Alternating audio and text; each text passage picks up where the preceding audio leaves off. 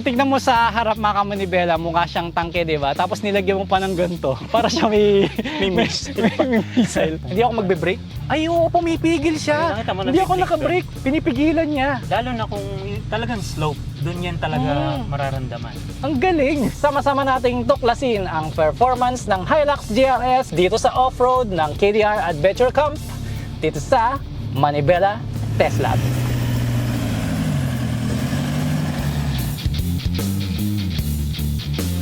Panibagong episode, panibagong 4-wheel beast ang susubukan natin. Kailangan talaga malakas yung makina para yung kapit ng gulong kaya niyang iikot kahit na mabigat na yung sasakyan ang Toyota Hilux GRS o Toyota Hilux Gazoo Racing Sport. Ito daw ang top spec version ng Toyota Hilux na may ibang klaseng riding comfort at ibang level ng off-road toughness na magbibigay sa'yo ng solid na kumpiyansa sa daan. Pero ang tanong, totoo kaya yan? Para malaman natin kung gaano nga ba ito katatag sa off-road trails, isasabak natin yan sa Manibela Test Lab. Kasama ko ngayon si Ebenezer D. Malanta, also known as Bener. Siya ang Manibela Challenge Season 1 Precision Rider of the Year. At third place sa dirt bike category.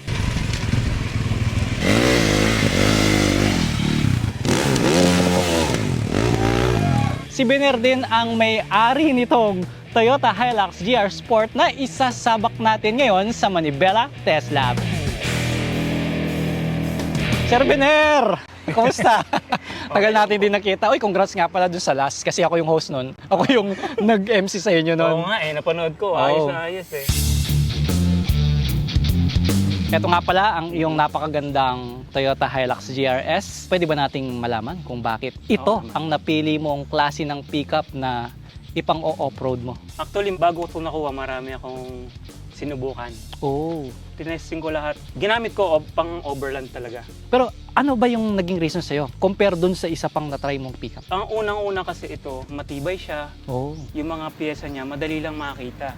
Tsaka yung tibay niya talaga. Marami na rin ako napagtanungan na matibay talaga siya. Sa bagay mga kamanibela, pagka sinabing pang off-road, prone talaga yan sa mga may masisira eh, no? Minsan pag river cross lang minsan, Oo. merong iba nagkaka-error na. Yes, speaking of river crossing, syempre nasa bundok ka. Ah. Sa mga river, mahirap humanap ng pyesa kung sobrang komplikado ng pyesa na yan, eh, di ba? Pero sa Hilux, kahit papaano, may makikita ka pa rin paglabas mo ng gubat, di ba? Madali siyang i-troubleshoot din. So, unahin natin dito sa harapan. Okay. As you can see, mga kamanibela, iba na yung itsura ng Hilux niya. Parang truck na, no? Yes. Isipin mo, ang laki ng bumper. So, pwede ba nating ikwento bakit ito yung bumper at bakit ganyan yung itsura na napili mo? Itong bumper na to, para talaga siya sa GRS na to. ARB ang brand nito. Ang ARB para sa GRS, ito talaga ang itsura niya. Kaya pala fit na fit. Wala siyang ibang design. Ito talaga siya. Solid na yan, metal. Siyempre, para sa pagka nag-off-road ka sa bundok, kahit pa paano, meron kang protection. Tsaka nakita ko may ilaw kagad siya kasi yung mga dati, di ba, bakal lang talaga siya. And para sa akin, sa tingin ko kaya ganito yung bumper niya para kung merong malaking bato dito or sa terrain, no? Oo, hindi babangga sa bumper kaya nakaganyan siya. Meron kang ilaw dito na napakalaki. Anong purpose nito, Kuya Bener? Sa off-road din to ginagamit pagka nasa bundok ka kasi hindi naman kaya ng mga ilaw na stock Sabagay. lang. Tsaka to, maganda tong ilaw na napili ko na meron tong siguro 6, kung di ako nagkakamali, na modes. Iba-iba ang buga niyan. Ano yung pinaka-favorite modes mo sa kanya? Sa akin yung wide eh. Oh, Yung sa bagay. mga gilid, tapos hindi siya nakakasilaw sa kasalubong. Oh, kasi nakagilid lang siya. Kasi di ba minsan pag kumo-corner ka sa kurbada, madilim yung paligid. Oo nga. Pag yun ang ginamit mo, bali ito. Okay. Liliwanag lahat ng gilid. Tsaka ARB din yung tatak niya, no? Meron kang, ano to, Kuya Bener, Winch. Kala ko mamimingwit ka sa ilog, hindi ba? Ito, ang purpose nito, para kapag... Pag nababalaho ka. Okay. At saka pang rescue, pwede rin yan. Pwede rin. So ito ba yung winch na may remote? Meron. Oh. Wireless at saka wired, meron yan. So kahit nakababa ka sa sakyan, pag pinindot mo yung remote, Pwede. Under siya. kasi ang alam ko sa mga winch, mga kamanibela, is hindi ka pwedeng tumapat kung saan siya humihila kasi baka kumalas and then bumalik sa iyo yung kaya Pag dapat naputol. naka-remote siya tas para Pwede naka-distance ka rin ka. sa loob. Oh, pero nakakatakot naman kasi baka bumalik sa iyo. Ganun talaga. Okay, so Pag meron mag-isa ka. kang napakalaking ano to, Kuya Bener? Antena ito para antena. sa radio, pero hindi ko pa siya napapakabit. Kaya pala walang kala ko Wala pang wireless. wire. Oo. Wala pa. So para mas malaki yung sagap ng Mas signal malakas ano. siya. Alright, dito naman tayo sa pang-ilalim. Meron siyang recovery hook ang tawag dito. Ito dalawa. naman yung Ito yung sa winch. sa winch, no? So kaya meron siyang tali na ganito para madali mo siyang mahanap. Lalo na sa gabi, di ba? Ayun, dito pala, nabubuksan pala to. Diyan siya hinihila. Okay. So dyan lulusot yung tali natin habang hinihila. Okay. So may nakikita po tayo mga kamanibela na ARB dito. Ito po yung under vehicle protection. Ano? So syempre sa bundok, di ba? Skid plate. Lalo na yung dinadaanan ng gulong. Lumulubog kasi yun, tapos naiiwan yung gitna. Oh, yung rats, di ba? Yung dalawang sa Yung gilid, rats, lumalalim. Alright, dito naman tayo sa gilid. Alright. Ayun! Oh. Dito pa lang. Meron na tayo nakitang parang ilong ng elepante. Oo nga, pang safari eh. Kuya, para saan pala to? Ginagamit yan pagka nagre-river crossing ka. Kasi hanggat nandiyan yan, hindi naabot ng tubig. Oh. Kaya niyang... So ito yung, dito papasok yung hangin. dyan siya. Para hindi humigop parang dito. humihingop Kaya, sa tao, di ba? Oo, yung Snorkel ganun, no? Para kahit na lumubog sa Tubig. tubig. Ano. Ito, hindi mo ipapaling ng kaliwa ang manibela nang walang dahilan. Kitang-kita naman ang napakalaking gulong dyan. Bakit ito yung napili mo na gulong? Bali, yung gulong na yan, empty yan eh. Mud terrain. Mas gusto ko na siya kasi parang kahit saan ako pumunta. Sa bagay. Yung iba kasi ang ano nila dyan, hindi naman daw sila madalas sa mud. Kaya kinukuha nila yung all terrain. Pero at least kahit pang mud siya, pwede rin naman pang road. Pwede, kaso yung ibang sensitive sa ugong. Oo nga pala. Ako, hindi naman masyado, tahimik lang siya eh. May ugong nga pala ito pagka kasi mabilis. malalaki yung kanyang thread niya. At syempre, nagparit ka rin ng mugs. Yan design na yan. Yan lang yung design na para sa off-road. Anong size Mugs ng na yan. mugs na to? 17. Nagpalit ka rin ng preno kasi mga kamanibela, yung GRS na 2025, disc brake na harap at likod. Kaya pati yung caliper mo, pinalitan mo rin pala. Alam mo bakit ko pinalitan? Bakit? Kasi dun sa hiniram kong una, ganyan din siya nakaset up. Pero stuck ang brakes niya. Hindi ko mapahinto agad. Mabigat ganun? eh. So ito mas Mabigat. malakas sa Mas stock? malakas yan, mas malaki yan. So ito ay Big brakes na Brembo. yan. Eh, no? Brembo din yung disc niya? Oh wow. Big brakes yan. Nakikita natin, meron siyang stepboard ang tawag dito and dual purpose to eh. Stepboard and mud, ano ba tawag doon? Hindi. Rock slider? Yan, Rock rock slider. So protection yun para dito sa gilid kung sakaling tumagilid. At, Kasama niya yan. At napansin ko buo pala siya, Buo Kuya yan, Bener. kasama niya. Hanggang dito. So full protection talaga yung front and side mo. No? And then dito sa bandang kanan, ano to Kuya Bener? Ito yung, shower room. Okay, shower room. Okay, pag binaba, magkakaroon siya ng maliit na kwarto.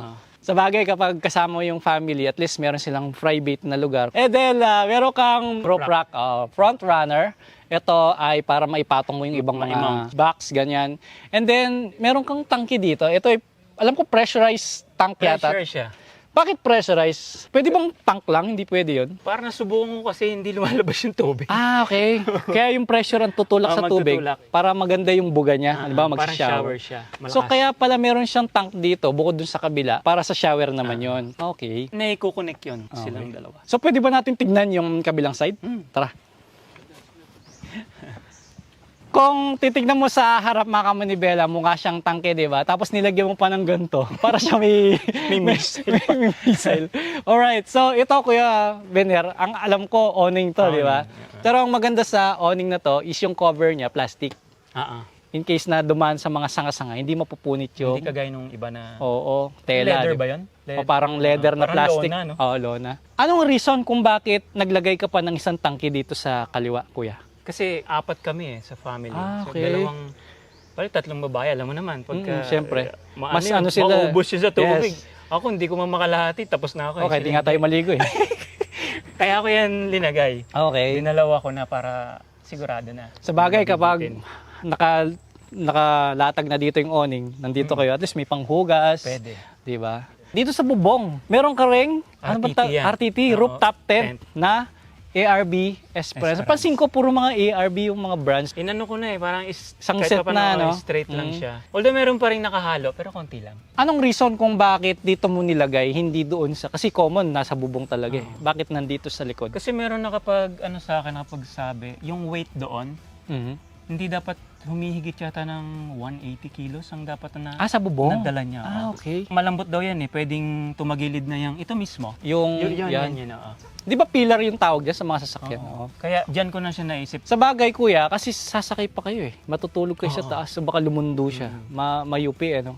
Okay, gets Kaya ko. dyan ko siya linagay. Kaya pala nilagyan mo ng ganito. Yun ang Utility purpose rack, niya. oo. Utility rack ang tawag dito. Ito, ang tatak niya is front runner. Same dun sa tatak ng... Roof rack.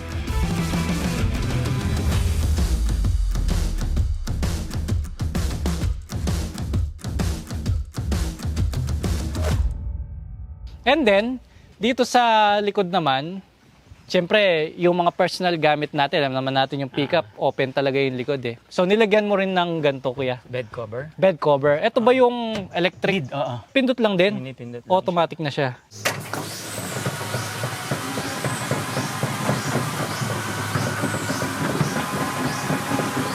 Alright, dito naman tayo sa bumper. Yan. Rear Di kayo ko bumper. napansin kasi yung mga ARB dati, hindi ganito yung itsura ng bumper sa likod. Parang latest na yata to. O baka hindi lang ko aware. Latest na yan. Latest na kasi yung ganda ng ano Pati niya. yung doon, yung sa harap, latest yan. Kahit nagpalit ka ng bumper, kuya, nandito pa rin yung mga sensor niya. Yan ang kaganda. Yan ang maganda. Gumagana talaga siya. Yes, tsaka ang ganda ng disenyo. Tingnan mo naman. Bakit ka nagpalit ng bumper? Since yung harap lang naman ang talagang bugbog, bakit kailangan mo Hindi. Nadadali rin yan. Nadadali rin? Pag umi-slide ka sa, sa mud, sa paatras. bagay, pag Kung saan- umaatras. Tingin ko nga kulang pa ako sa gilid kasi pwede rin dumikit sa gilid ng bagay. bundok eh. Sa bagay, ito kuya, di ba? Pag umi-slide ka pa gilid. Tapos, meron din siyang parang, dito yung protection niya, no? Yung tubo. Kasama niya. Isang set na siya, kuya.